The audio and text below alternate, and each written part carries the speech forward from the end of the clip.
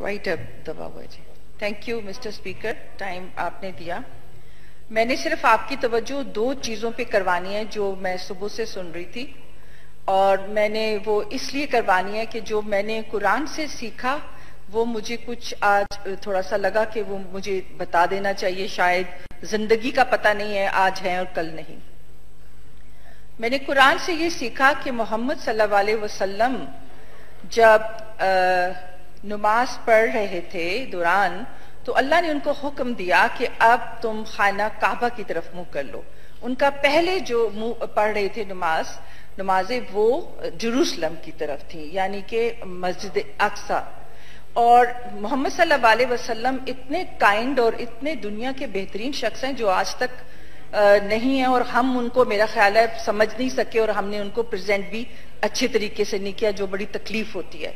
हजूर सल्लल्लाहु अलैहि वसल्लम ने जब नमाज सलात शुरू करवाई थी तो सबसे पहले उन्होंने खाना काबा की तरफ किया, लेकिन जब यहूदियों ने बहुत इस तरह किया तो उन यहूदियों को खुश करने के लिए उन्होंने नमाज जो थी जेरूसलम में कर दी, की तरफ मुंह करके करने लगे।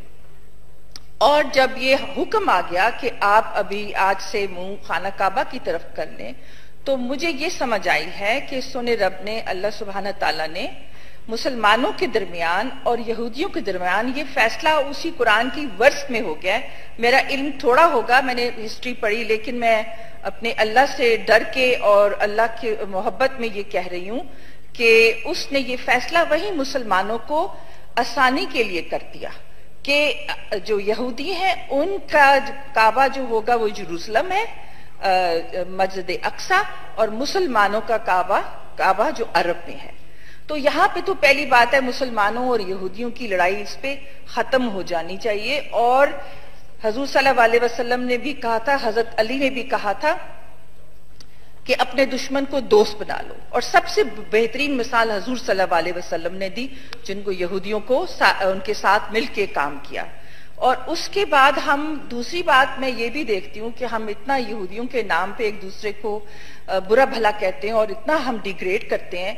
जब हम नमाज पढ़ते हैं मिस्टर स्पीकर, उसमें हम दरूद पढ़ते हैं, और दरूद में हम सारी आल को दुआएं देते हैं, आले इब्राहिम के, जिसमें इब्राहिम अलैहिस्सलाम के इसहाक एक जो है इसहाक अलैहिस्सलाम, इस्माइल एक जो है यहूदी का क्लान है, और एक क्या कहते हैं क्रिश्चियंस का क्लान है। इस तरह हम सब एक हैं, तो हम नमाज पे भी उनको दुआएं देते हैं। लेकिन मैं ये समझती हूँ कि हजूर सल्लल्लाहु अलैहि वसल्लम ने जो हमें सिखाया था, हम उसकी रिप्रेजेंटेशन बहुत गलत तरीके से करते हैं।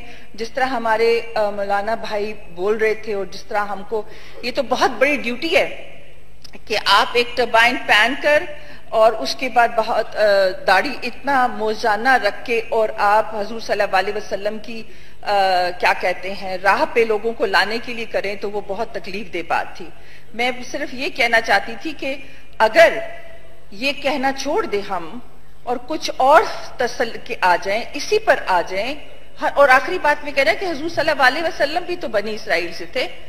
सो अगर हम थोड़ा सा इस पे सब सोच लें कि कोई ऐसा तरीका हो सकता है कि हम मुसलमान जो दुनिया में कट मर रहे हैं बुरे तरीके से, बच्चे सीरिया में, यमन में जो हशर हो रहा है, कोई ऐसा तरीका कर सकते हैं हमारे भाई जिन्होंने ये ले लिया है, जिम्मेदारी ले ली है अल्लाह की राह पे लाने के लिए, किसी तरीके से उन मुसलमानों को अल्लाह की कोई भी कुरान की कोई भी वर्स निकाल लें जिसमें मुसलमान और ये सब जुड़ सकते हो, खुदा के लिए वो कुछ कर ले, तो इंसान अमन में आ जाएगा। ये जो पहला किस्सा हुआ है, मुझे लगता है अल्लाह ताला ने पाकिस्तान को चुना है कि दुनिया में अमन और पीस बनाने के लिए। अब सारी दुनिया की निगाहें इधर आ गई हैं। सो मैं अपने कुलीग और बहन भाइयों से कहना चाहती हूँ कि इस पे सोचें, और मुसलमानों को कट मरने, जिस तरह मुसलमानों का खून और बच्चों का खून किया जा रहा है, किसी पे भी आ जाए। जैसे मोहम्मद सल्लल्लाहु अलैहि वसल्लम ने बहुत सारी ट्रीटीज बनाई थी यहूदियों के साथ, आप भी कोई इस पे सोचे ताकि हमारे मुसलमान बच्चे और औरतें जिस तरह मारी जा रही, जिस तरह जुल्म हो रहा है, वो किसी तरीके से बच जाएं। बहुत शुक्रिया, थैंक यू।